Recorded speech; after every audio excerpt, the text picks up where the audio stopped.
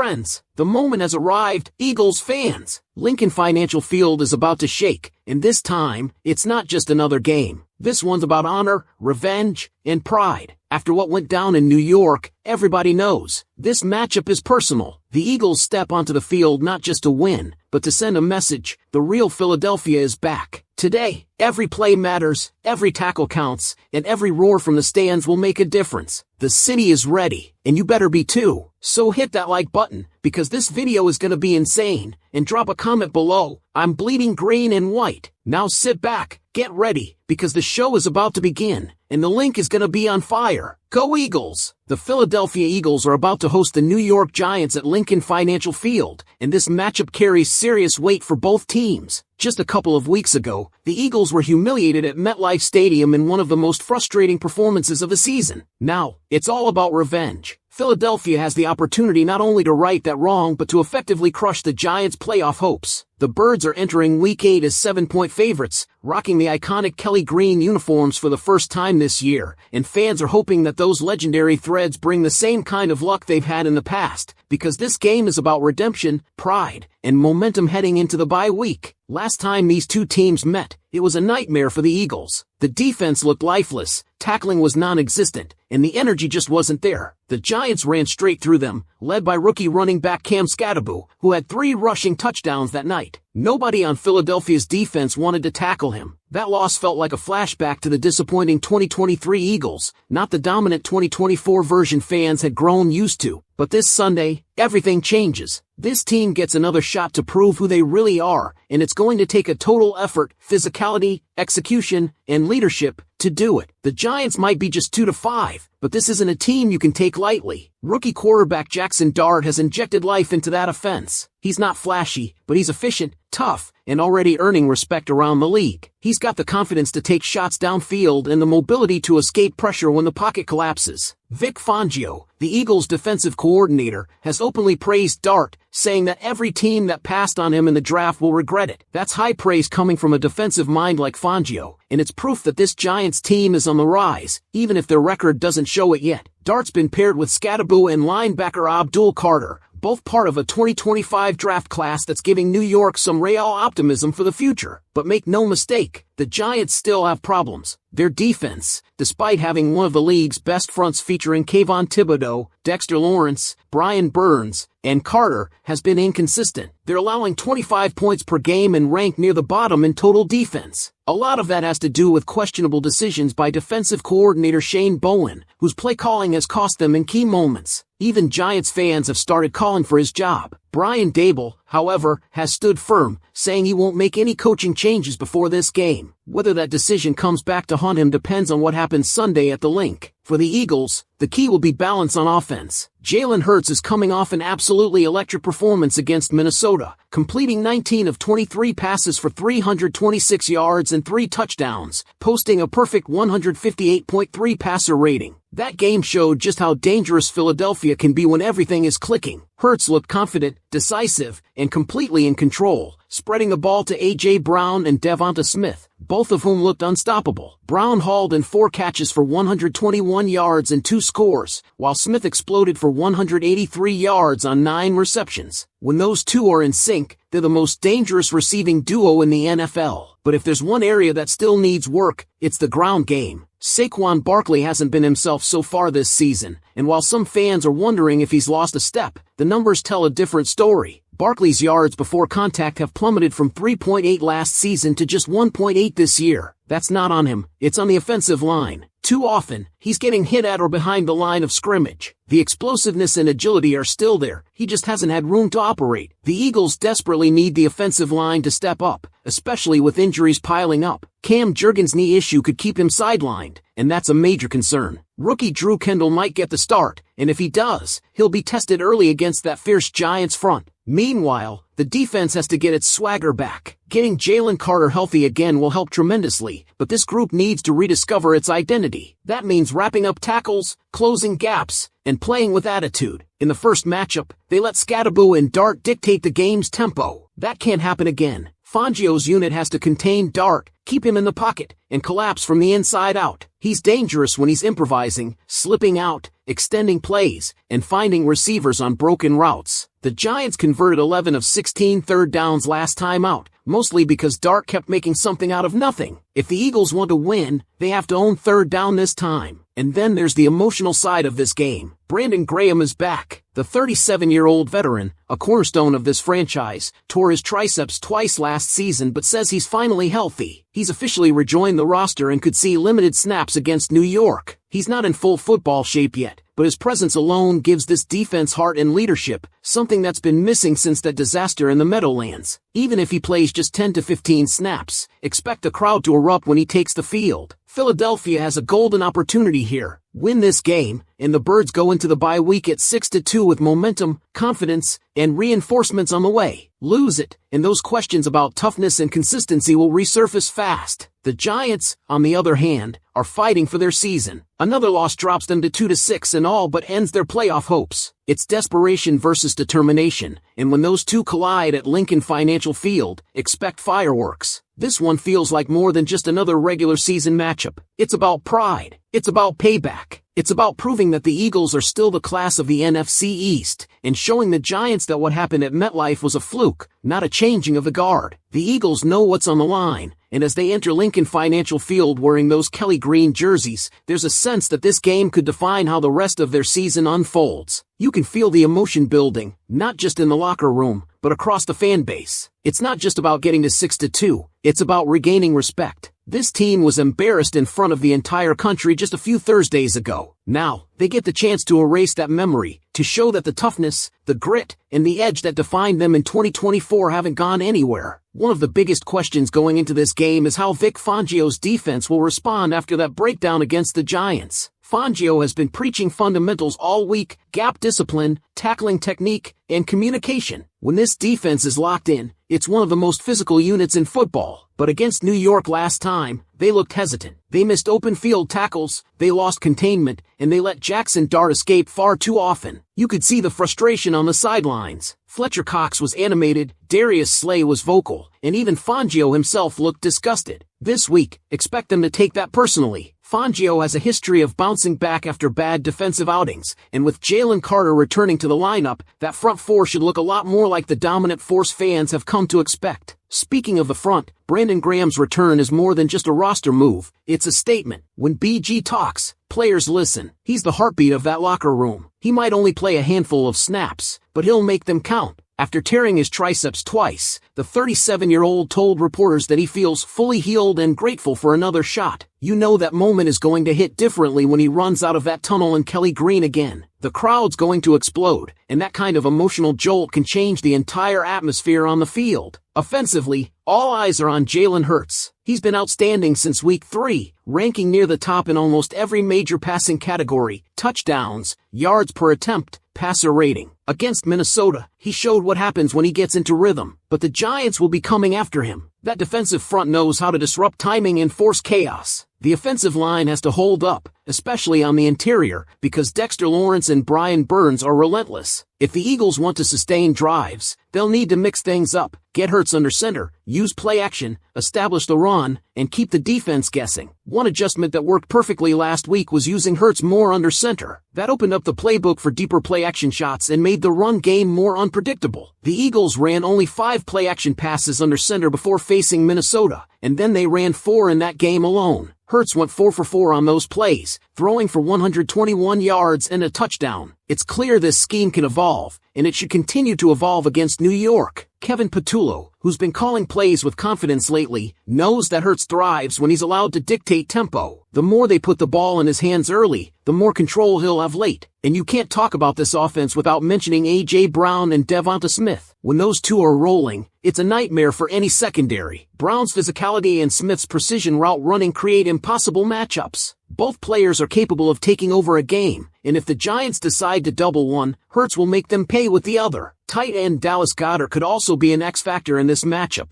especially in the middle of the field where the Giants have struggled in coverage. Look for the Eagles to attack those seams and test New York's linebackers early. Then there's Saquon Barkley. All season, fans have been waiting for that breakout game. He's been patient, taking what's there, but this might be the week he finally reminds everyone who he is. He's facing his former team, the same team that drafted him, the same one that moved on. You know he's got this game circled, and considering that the Giants rank near the bottom of the league in run defense, this could be the perfect storm. If Barkley gets rolling, it's going to open everything else up for Hurts and keep that aggressive Giants front from pinning their ears back. Another crucial area will be third downs. The Eagles simply have to be better at getting off the field. They allowed the Giants to convert 11 of 16 third down attempts in their last meeting, and that was the difference. Jackson Dart extended plays, found soft spots in the zone, and took advantage of missed tackles. If the Eagles can tighten that up, forcing Dart to throw from the pocket, disrupting his rhythm, they can swing the game early. Expect Fangio to dial up more blitz disguises and use simulated pressures to confuse the rookie. The key will be collapsing the pocket without losing containment. As for special teams, don't overlook it. In close divisional games, those hidden yards often determine who wins. The coverage unit has to stay sharp, and Jake Elliott needs to be as automatic as ever. The Eagles can't afford to waste scoring opportunities in a game that could come down to the final drive. The good news is that the energy around the team feels different this week. There's a focus, a chip on their shoulder, and a reminder that this group can't take anything for granted. They've been through adversity before, injuries, slow starts, even public doubt, and each time, they've responded. The same has to happen here, because if the Eagles pull this one off, they don't just go into the bye at 6-2, they go into the bye with momentum, with confidence, with that fire back in their eyes. And they'll need it, because waiting for them after the bye is a massive showdown at Lambeau Field against the NFC's top seed, the Green Bay Packers. You want to hit that stretch on a high note. So as the Birds prepare for another fight under the lights at the Link, it's simple. Play your game, hit back harder,